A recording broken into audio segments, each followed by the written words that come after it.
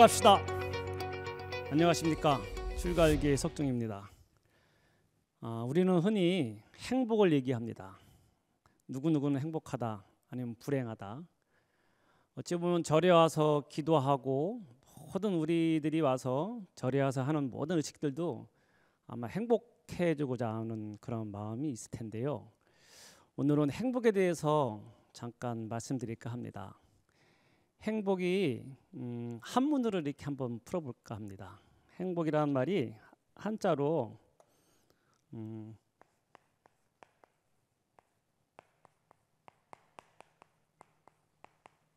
행복 이렇게 쓰거든요. 요 행복도 한번 이렇게 글씨를 갖다가 그 의미를 새겨보면은 정말 진정한 행복이 어디 있는가, 아마 이 속에 답이 있지 않을까 생각합니다. 우리가 흔히 얘기하는 행이라는 거, 다행이다, 뭐 유행이다 그런 말을 많이 쓰기도 하는데요.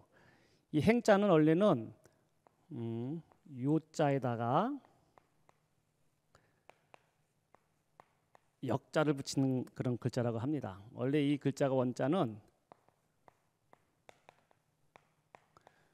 요자가 행자가 원래 본자는 요것을 갖다가 본떴다고 합니다.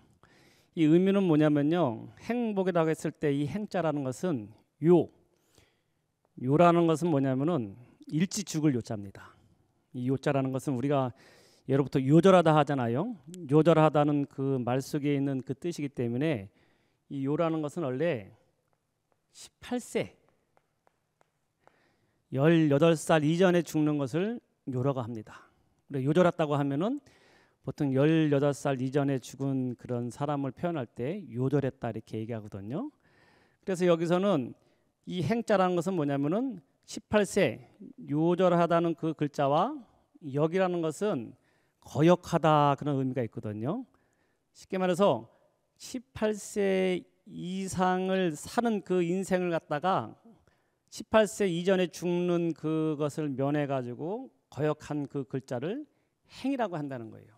이 행자라는 무엇이냐면은 18살 이상을 살면은 행이라고 우리가 일반적으로 얘기하는 거예요. 다행이다 했을 때 이 행이라는 것이 그런 의미가 있는 것입니다.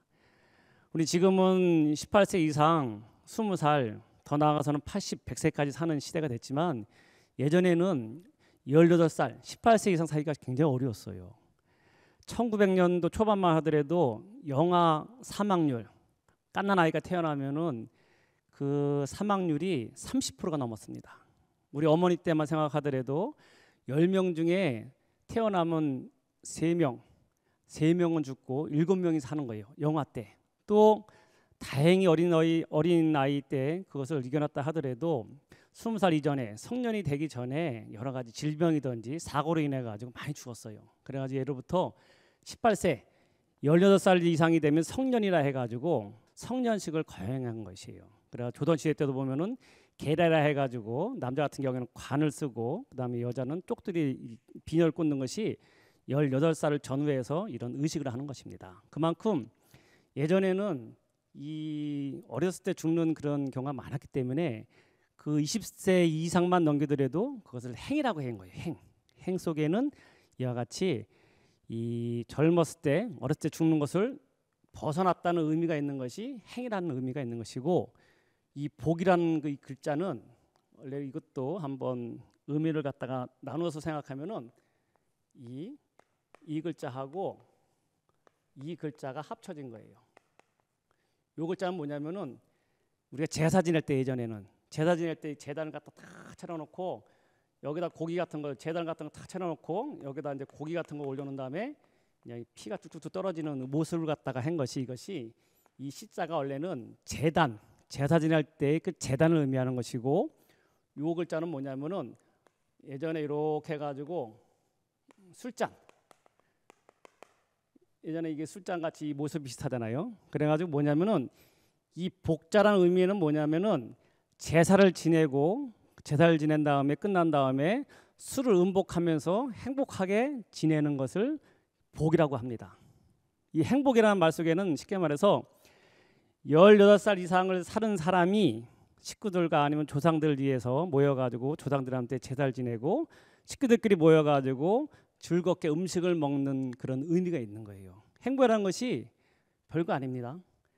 우리 같은 경우에는 지금 우리가 아마 TV 보고 계신 분들도 아마 행복한 사람들이 아닐까. 이 글자대로 의미를 갖다 따져본다면은 다 일만 하면은 다 벌써 18세 이상의 그런 나이를 산 사람들이 다 있을 것이고, 그 다음에 이 우리가 복을 많이 받는다, 복을 많이 받으십시오 했을 때 이 복이라는 것은 제사를 지난 다음에 거기서 식구들끼리 술을 마시고 맛있는 음식을 먹는다는 의미가 있는 것인데, 이거 지금 시대에 이 복 없는 사람이 있겠어요? 뭐 여러 가지 가정 형편이 어렵고 각자의 여러 가지 사정이 있을지 모르지만 식구들끼리 모여가지고 저녁 때 맛있는 음식 먹을 정도의 그 정도 생활 수준, 그 정도 아마 환경은 거의 다 있을 거예요. 그렇기 때문에 행복이라는 것은 이 글자대로 본다면은 우리 모두 다 행복한 그런 사람이라고 할 수 있겠어요. 안 그러겠습니까? 이 정도 나이, 지금 50세 됐으면은 정말 행복한 거예요. 50살 정도 된 사람이 식구들과 모여가지고 맛있는 음식을 먹을 수 있는 그런 환경. 더 나아가서는 지금 요즘에는 80대 되는 그런 노인들도 많잖아요. 90대, 100세까지 나가는 그런 사는 분들이 많은데, 그런 분들 생각한다면 정말 행복한 거죠. 18세를 훨씬 지난 나이고 80세 넘은 분들은요 정말 행복한 겁니다. 부처님은 80세 사셨어요. 80세. 그 위대한 부처님도 80세 살고서 이 세상과 인연을 닿아가지고 열반의 세계에 가셨는데, 우리 같은 경우에는 80세 이상 살면은 얼마나 행복한 겁니까? 18세를 훨씬 넘은 나이에다가 그 다음에 식구들끼리 모여가지고 맛있는 음식, 이 복이라는 것은 제사 지낸다는 의미도 있지만 조상에 대한 그 은덕을 생각하면서 식구들끼리 모여가지고 오손도손 다정스럽게 음식을 먹는 것이 복이라는 것이에요. 그렇기 때문에 우리는 이런 의미로 본다면은 모두 다 행복한 사람이 아닐까, 이렇게 행복론에 대해서 말씀하면서 행복에 대해서 더 이해갈까 합니다. 제가 한 10년 전에 어디 여행 갔다 온 경우가 있었어요. 정확하게 2016년도로 기억하는데요. 그 당시에 스님들 한 120명 모시고, 제가 이제 그 당시에 대한민국 조계종 교육원 연수국장 소임을 맡았었거든요.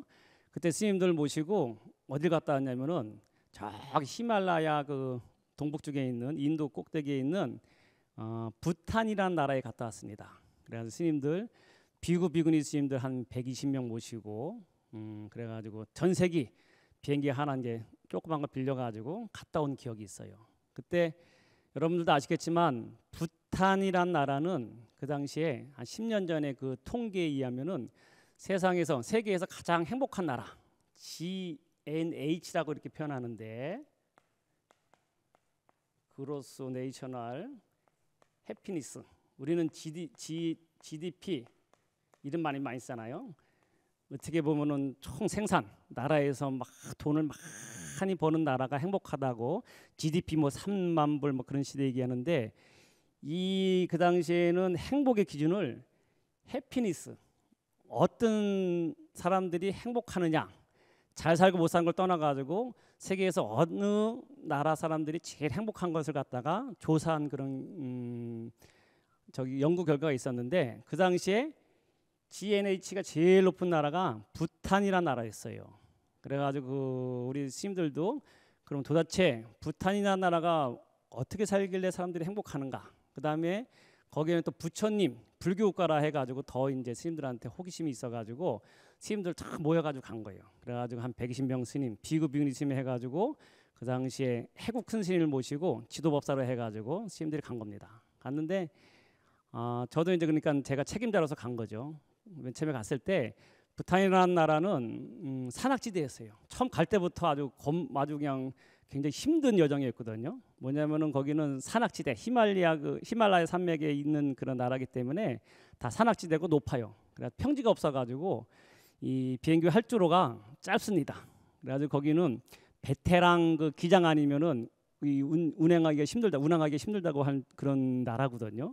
그래가 처음에 갈 때부터 그 조그만 그 활주로에 내리면서 이제 그 한 일주일간 그 여행이 있었는데요. 그때 가면서 느낀 게 이 나라 사람들은 정말 행복한 여러 가지 조건을 가지고 있다, 그때 느꼈습니다. 뭐냐면요, 이 부탄의 나라는 조그마해요. 나라는 조그만데 인구도 한 80만 정도밖에 안 되는 소국입니다. 근데 그 나라 사람들이 왜 행복하냐 이렇게 그 당시에 가서 이렇게 살펴보니까 국왕, 그 당시 지금도 마찬가지지만 그 당시에는 국왕, 대통령이 아니고 입헌 군주제 그런 국가였거든요. 그래가지고 거기 국왕이 있었어요. 근데 그 국왕은 이 권위든지 자기가 권력에 있는 그런 존재가 아니고 국왕이 하는 일은 뭐냐면은 어떻게 하면은 부탄 국민들이 잘 살 수 있을까? 행복하게 잘 사는 게 아니고 행복할 수 있을까만 고민하는 사람이 국왕이라고 합니다. 그래가지고 이 국왕은 그 왕궁에 있긴 있는데 왕궁에서 주로 이렇게 앉아가지고 사무 보고 그런 게 아니고 그 나라를 갖다 구석구석 다니는 게 주 업무예요. 그 다음에 차 같은 것도 잘 안 타고 자전거 같은 거 타면서 일반 국민들하고 만나가지고 어려운 게 있으면 묻고, 그 다음에 국왕은 그러면 저 사람들이 어려운 게 무엇이 있나 해가지고 그것을 고민해가지고 관료들하고 논의해가지고 그 국민들이 원하는 것을 끊임없이 국민들이 행복해지기 위해서 그 노력하는 분이 그런 국왕이었어요. 또 그 다음에 국민들이 원하는 게 뭐냐면은 교육, 배움에 대해서 잘 사는 사람이든 못 사는 사람이든 간에 누구나 다 교육을 받을 수 있는 기회를 주자 해가지고 그 부탄이라는 나라는요, 그 GNP로 따지면 우리는 이제 3만 불 시대 얘기하잖아요. 거기는 3천 불 정도밖에 안 됩니다. 우리나라의 한 10분의 1 정도밖에 안 되는 그런 나라인데 그 국왕에 의해 가지고 우리 국민들은 보다 배울 권리가 있다 해가지고 고등학교 때까지 무상교육이에요. 그리고 거기는 가면은 고등학교 때까지 다 학생들이 교복 같은 거 다 나라에서 제공해주고 학교에서 다 무상교육이고, 그 다음에 정말 머리가 좋고 공부를 더 하고 싶은 사람들은 외국 유학 갑니다. 유학 갈 때도 그거 다 대줘요. 그만큼 참 어떻게 보면은 못 사는 나라에서 감당하기 힘들 정도의 재정인데도 국민들이 원하기 때문에 그것을 국왕이 그것을 정책적으로 추진하는 것이 그 부탄의 그런 상황이었습니다. 그다음에 의료 있지 않습니까? 아픈 사람이 병원 가고 싶은데 그것도 국가에서 책임져 주는 거예요. 그 못 사는 나라에서도 아픈 사람이면은 누구든지 병원에 가가지고 치료를 받을 수 있게 그런 제도를 만들어 놨어요. 우리 같이 간 스님 중에 어떤 스님이 계셨는데 그 배탈이 심하게 나셔가지고 가자마자 며칠 동안 고생하셨어요. 그래가지고 한 3일 동안 참 해가지고 못 참아가지고 병원을 가게 생겼어요. 그러니까 병원 가면 우리 생각에는 우리나라 같은 경우에도 외국인들이 우리나라 병원 오면요 비쌉니다. 우리는 의료보험 혜택이 있기 때문에 싼 것 같지만 선진국에 가면은 그 의료 혜택을 못 받으면은 그 보험 혜택 못 하면 굉장히 비싸거든요. 그래서 우리도 이제 거기서 처음에 굉장히 비싸게 나왔겠다. 그것도 밤늦게 갔거든요. 너무 힘들어가지고 가니까 여의사가 이렇게 있더라고요. 여자 의사가 있는데 뭐 이렇게 여러 가지 뭐 검사도 해보고 이렇게 진맥도 해보고 하더니만 이게 탈수 현상이기 때문에 뭐 큰 적용 못 주고 그 나라에서 먹는 약 같은 걸 지어주는 정도에서 이렇게 진료 끝났는데 나중에 우리가 가면서 이제 얼마입니까 하니까는 그냥 무료라고, 외국인들도 무료로 하는 나라가 부탄이었어요. 그래서 야, 이 나라가 참 이와 같이 국민을 위해 가지고 나라에서 정책을 피고 그다음에 국왕이 또 대신들이 그와 같이 논의를 하기 때문에 국민들한테 이렇게 행복하게 살 수 있는 것을 제공했구나 그렇게 느꼈거든요. 그래서 그때 가면은 가는 곳마다 그 사람들은 굉장히 우리 옛날 생각나는 것 같아요. 시골 가면은 막 저녁 때 해질 때 보면은 사람들끼리 모여가지고 우리 동네 사람들 막 동네 애들 모여가지고 강강수월리하고 놀듯이 그 사람들은 해질 때 되면은 동네 이렇게 마당 같이 넓은 데든지 강변에 모여가지고 막 지들끼리 막 재미나게 깔깔 웃으면서 뭐가 그렇게 웃을 일이 많은지 막 웃으면서 자기네끼리 막 놀이를 하고 하는 것을 가는 데마다 거의 봤습니다. 그래서 이 사람들이 그런 어떤 나름대로의 행복하게 사는 그런 방법이 있구나 그 생각을 많이 했습니다. 그리고 또 특히 절에를 많이 가잖아요. 절에 가면은 이제 스님들이 이제 거의 불교 국가니까 절을 갖다 다 방문했는데 또 절에 가면은 스님들이 굉장히 많아요. 특히 이제 어린 동자승들이 5살, 6살 먹은 동자승이 있으면은 동자승들이 우리 스님들 한 120명 가면은 거기 한 300명 정도 돼요. 옛날은 전에 다 300명 이상인데 아마 옛날은 그냥 꼬마부터 해가지고 남자들은 다 출가하는 것 같아요. 다 절에가 있는 것 같아. 그러면은 막 동자승들이 나와가지고 막 박수 쳐주고 꽃 뿌려주고 하는 그런 환대를 받았는데 그래가지고 우리나라 이렇게 우리나라는 지금 출가자가 없어서 참 걱정인데 거기는 너무 많아서 걱정일 정도로 불교가 그것은 아주 너무 부러웠는데 가면은 막 동자승들이 막 스님들 막 환대해주고 고맙고 특히 우리 이제 같이 가신 큰 스님 해국 큰 스님은 동자승들이 그렇게 귀여웠나 봐요. 그러면서 가실 때마다 절에 가실 때마다 주머니에 있는 사탕이고 그 과자 같은 거 다 꺼내주시고 그것도 없으면 이제 당신 가지고 있던 돈 같은 거 있지 않습니까? 다 줘요. 거기 애들 볼 때마다 뭐 시키면 1달러도 주고 막 10달러도 주고. 그래야 나중에 이제 제가 물어봤죠. 아이 큰 스님 이렇게 당신 가지고 있는 걸 다 주시면 어떡합니까? 하니까는 당신은 어렸을 때 생각난다는 거예요. 당신께서도 어렸을 때 한 4~5살 때 이렇게 절에 들어왔는데 이 동자승도 보니까는 본인이 옛날에 큰 스님께서 추가했을 때 그 생각이 난다면서 좋아하시면서 그 동자세들한테 아주 그냥 무한한 사랑을 줬던 기억이 나는데 이와 같이 이 부탄이라는 나라는 굉장히 행복 지수가 높은데 그 이유는 보니까는 그 사람들이 그 자국에 살면서 만족하지 않은 삶을 살아서 그런 것 같아요.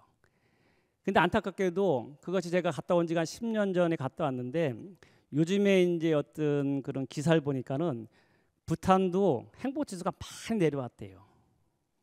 안타까운 일인데 그 여러 가지 원인 중에 하나가 외국에서 관광객들이 많이 오니까 우리 때만 갔다 하더라도 외국 사람들이 들어가는 것이 굉장히 힘들었어요. 그래서 몇 명을 이렇게 딱 정했습니다. 몇 명 이상은 그 외국인들을 안 받고 그 사람들이 나가면 다시 받는 그런 정책을 폈는데 그 이후로는 개방 비슷하게 부탄이라는 나라에 세계적으로 너무 많은 사람들이 가고 싶어 하니까는 좀 문을 개방한 모양입니다. 많이. 그러니까 많은 사람들이 서양에 있는 뭐 선진국에 있는 사람들이 오니까 이 사람들이 풍족한 그런 것을 보면서 부탄 사람들이 상대적으로 비교하면서 나는 내가 제일 행복하지 않았는데 저렇게 사는 사람들도 있는가? 아마 그런 비교하는 마음이 생겨서 그러는지 요즘에는 그 행복 지수가 많이 내렸다고 하는데 안타깝지만 그런 현상이라고 합니다. 이게 아마 인간 이상 욕심이라는 것을 벗어나기 힘든 것 같아요. 아마 그거는 부탄에서 정책적으로 또 아니면 과정적으로 꼭 겪어야 될 과정이 아닌가 생각합니다. 이와 같이 행복이라는 것이 부탄 사람들도 그렇고 그것이 많이 가져가지고 행복하지는 않는다고 보는 거예요. 제 기억도 보면은 부탄에 갔을 때 그 저도 어렸을 때 기억이 나더라고요. 저도 어렸을 때 아주 시골 산촌 마을에 살았거든요. 뭐 몇 가구 안 사는 그런 곳에 살았는데 우리 동네는 마을 이름이 얼마 몇 가구 안 살았어요. 제 기억에는 한 50가구 정도 살았나 해가지고 마을 이름도 없어요. 아랫마을, 밑에 있는 마을은 아랫마을, 중간에 있는 마을은 중간마을, 이 동네에 있는 거는 윗마을, 윗마을, 중간마을, 아랫마을 그런 동네에 살았습니다. 그래서 살았는데 학교 가도 전교생이 한 100명도 안 되는 데 다녔거든요. 그래서 거기서는 열심히 좀만 공부하면은 전교 3등은 꼭 들었어요. 그래서 그 전교 3등하기가 내가 인생에 있어서 제일 좋은 성적 같은데 한 몇 명 안 되는 그런 시골 마을 거기서 매같이 요즘같이 여름 되면은 냇가에서 하루 종일 놀고 그 다음에 저녁 되면은 소 먹이려고 꼴 가가지고 꼴 좀 베가지고 이제 집에 갖다 주고 토끼풀 좀 뜯어가지고 갖다 주는 기억뿐이 없는 것 같아요. 그 다음에 겨울 되면 그냥 눈싸움하고 놀고 매같이 그런 생활을 하면서 있었는데 제가 이제 나중에 초등학교 5학년 그때 이제 서울로 처음 그 외삼촌 댁에 가게 생겼는데 그래서 처음 서울로 아들이 갔는데 제가 굉장히 놀랐어요. 그전에는 시골에서 마냥 행복하게 지내는 것이 최고인 줄 알았는데 서울 가니까는 그 당시에는 이런 아이스크림도 있잖아요. 우리 동네에 가게 하나뿐이 없어가지고 아이스크림도 귀했어요. 그거 하나 아이스크림 하나 구하면은 이거 갖다 이제 빨아먹으면서 다 없앨 때까지 빨아먹는데 서울 가니까 서울 애들은 이것을 갖다가 빨아먹는 게 아니고 씹어 먹더라고. 놀랬어요. 내 기준에는 아이스크림은 빨아가지고 그게 다 해질 때까지 먹어야 되는데 서울 애들은 갖다 이것을 갖다가 막 씹어 먹더라고. 그다음에 사탕 같은 것도 있잖아요. 사탕은 당연히 빨아 먹어야지 사탕인데 서울 애들은 그것을 씹어가지고 중간에 그것을 씹어가지고 먹더라고요. 그래서 저렇게 먹는 사람도 있는가? 진짜 놀랐어요. 가가지고 이런 핫도그라는 것이 그 당시 유명해가지고 핫도그를 난 처음 먹어봤는데 핫도그 그 소시지 같은 거 처음 먹어봤어요. 우유도 처음 먹고 난 도저히 못 먹겠는데 나중에는 이제 그게 입맛이 들어가지고 그쪽으로 이제 찾긴 했지만 처음에는 그와 같이 콜라 같은 것도 못 먹었어요. 지금도 전 콜라 잘 못 먹는데 콜라가 이게 목에 넘어갈 때 따가워가지고 초등학교 5학년 때 처음 먹어봤어요. 그런 이제 이렇게 시골에만 있다가 도시에 와가지고 그런 생활을 보면서 나중에 느낀 게 그 아무것도 모르을 때는 시골에 있을 때는 내가 행복한지 알았는데 서울에 와가지고 이 맛을 보면서 내가 처음에는 그것을 이 어떤 적응이 안 돼가지고 힘들었는데 사람이요 이 욕심이라고 할까 욕망이라는 것이 끝이 없는 것 같아요. 처음엔 그것이 먹는 것이 콜라도 이것이 먹는 게 힘들고 그다음에 여러 가지 핫도그도 그렇고 우유도 잘 못 먹었거든요.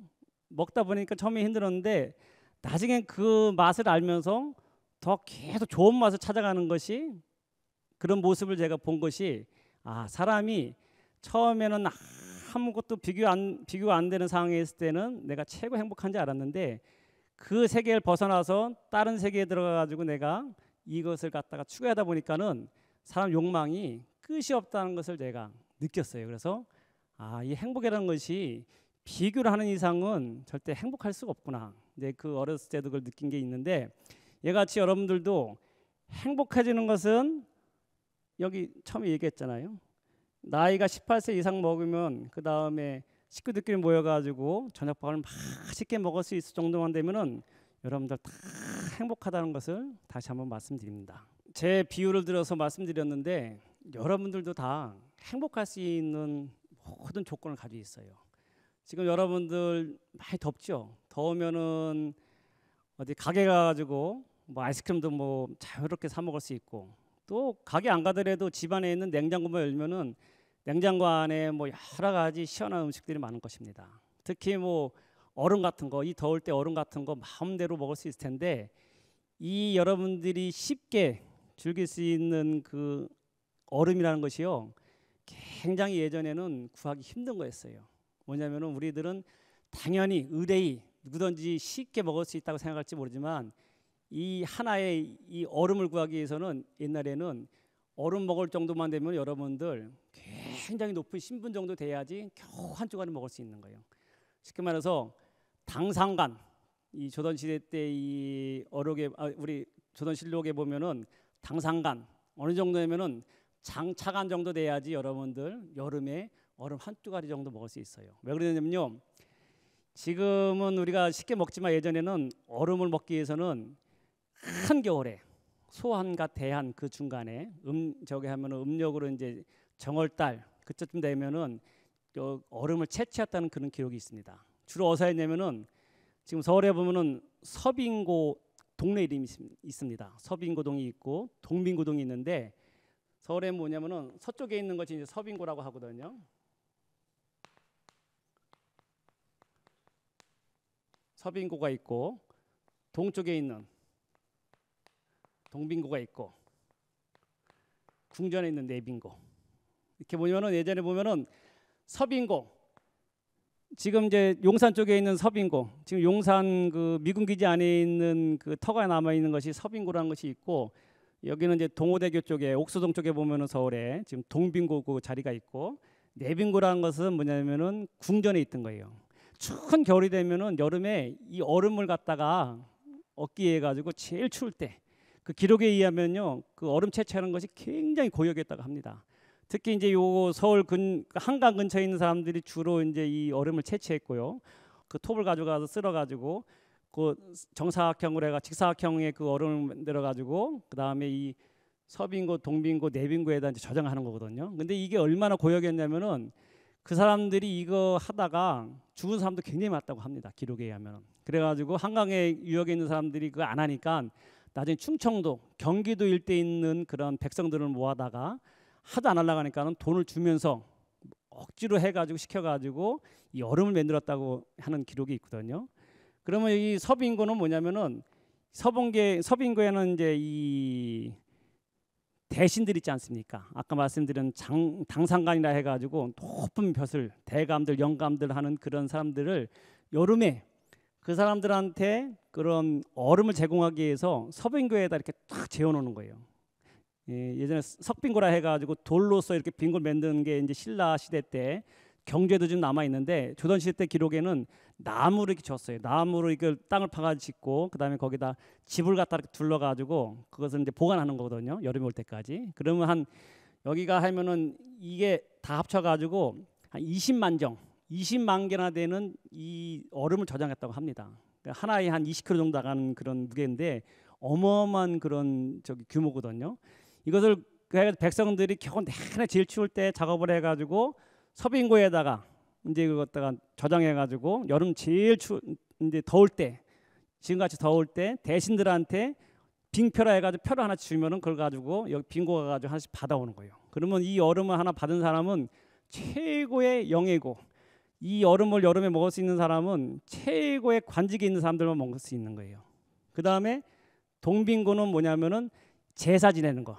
그 조선시대 때에는 조상 제사, 특히 나라에서 이 왕들, 왕릉에 가서 제사 지내는 게 있지 않습니까? 그 당시에 하면은 제사 지내는 게 굉장히 중요했기 때문에 제사 지내기 위해서 그 다음에 여름에 막 음식이 상하니까 얼음을 갖다가 여기 동빙고에다 이제 보관한 거예요. 그 내빙고라는 것은 뭐냐면은 두 군데가 있었는데 이 궁실에다가 내빙고를 갖다가 설치해가지고 거기는 왕이 드시는 음식에 거기다가 여러 가지 여름에 상하기 쉬운 음식들 아니면 시원하게 임금에게 아니면 왕족에게 드리기 위해서 그것을 제공했던 것이 내빙고라는 것이 두 곳이 있었어요. 그다음 주로 이제 이 원래는 이 빙고를 갖다 만든 이유는 뭐냐면은 임금이 죽으면은 특히 여름에 이렇게 죽으면 우리는 요즘에는 뭐 사람 죽으면 3일장, 5일장, 길어봤자 7일장이 최고 긴 그런 장례지만 임금은 죽으면 보통 5개월 이상이 걸립니다. 왜냐 임금이 죽으면은 그 릉을 갖다 조성하고 해가지고 그런 게 굉장히 복잡하거든요. 그러면은 아시겠지만 이 더울 때 임금이 죽으면은 시신이 부패할까봐 그 옆에다 얼음을 계속 채워놓는 거예요. 그 용도도 있는 것이 이게 서빙고에서 역할을 했었거든요. 동빙고랑. 그래가지고 이 여름이 됐을 때 국왕이야 뭐 왕이야 뭐 이렇게 해가지고 자연스럽게 먹을지 모르지만 일반 사람들이 이 얼음을 갖다가 먹을 수 있다는 것은 최고 영예 중에 영예고 가장 높은 사람들만이 먹을 수 있었던 것이 이 빙고입니다. 근데 우리는 옛날에 비하면 우리들은 예전에 임금보다 훨씬 좋은 시대에 사는 거예요. 임금이 아무리 그 당시에 맛있는 거 먹고 좋은 거 먹다 하더라도 지금 우리들만큼 행복하지 않았을 것 같아요. 우리 이 기준으로 본다면. 임금이 어떻게 겨울에 수박을 먹을 수 있겠습니까? 아무리 임금이라고 하지만 수박은 여름에 빼기 못 먹었어요. 근데 우리 보세요. 우리는 지금 한겨울에도 수박이든지 전 세계에 있는 뭐 맛있는 과일, 외국에 있는 석류부터 해가지고 열대 과일, 뭐 망고, 임금은 그 당시 못 먹었습니다. 그런 거 먹고 싶어도 못 먹었는데 지금 우리는 임금보다 훨씬 좋은 걸 먹는 것이 우리들의 인생입니다. 우리 살아가는 모습이에요. 이 당시 아무리 더워도 얼음 하나가 이것이 금보다 귀했다고 합니다. 영화에도 보면은 이 여름에 빙고 쉽게 말해서 이 얼음을 숨치기 위해서 막 그게 에피소드가 있는 영화도 나올 정도로 얼음이라는 것이 여름에는 최고 귀한 거였는데 지금 우리는 뭐 흔한 게 이 얼음 아니겠습니까? 그래가지고 생각을 다시 한번 바꾼다면은 제가 이제 행복에 대해서 말씀드렸는데 여러분들은 내가 이렇게 다른 사람들하고 생각해서 참 행복하지 않은 것 같아. 나는 왜 이렇게 불행하지? 그렇게 생각하는 분들이 분명히 있을 텐데 이 기준으로 본다면 18세 이상을 산 사람 그 자체만 보면 우리는 다행이에요. 18살 이상 산 사람들은 더 이상 바랄 게 없을 정도로 그 자체만 하더라도 다행이고 복이라는 것은 조상들한테 제사 지내고 그다음에 식구들끼리 맛있게 음식 먹는 것이 복이라고 하거든요. 우리가 복 많이 받자 하지만 원래 복의 의미는 그런 정도의 의미예요. 그렇기 때문에 우리들은 다 행복한 사람입니다. 18세 이상 살죠. 그다음에 마음대로 먹을 수 있죠.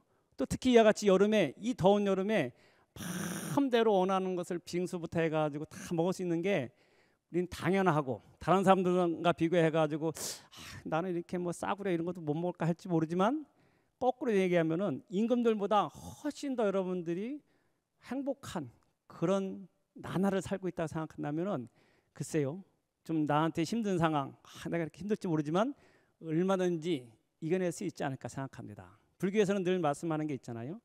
일체유심조. 부처님의 눈으로 본다면은 일체유심조예요.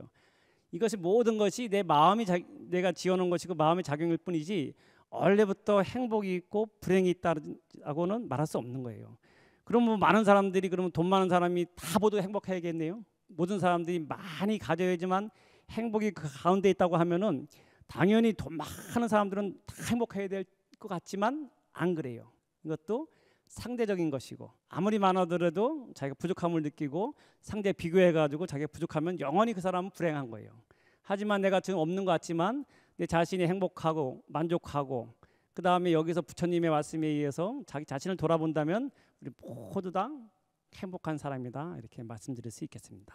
그래서 끝으로 우리 모두 여러분들 늘 말씀하지만 우리 모두는 행복한 사람이다 그렇게 생각하시고 산다면은 여러분들한테 어려운 일은 분명히 슬슬 거기에 얽매지 않고 넘어갈 수 있는 힘이 생기지 않을까 생각합니다.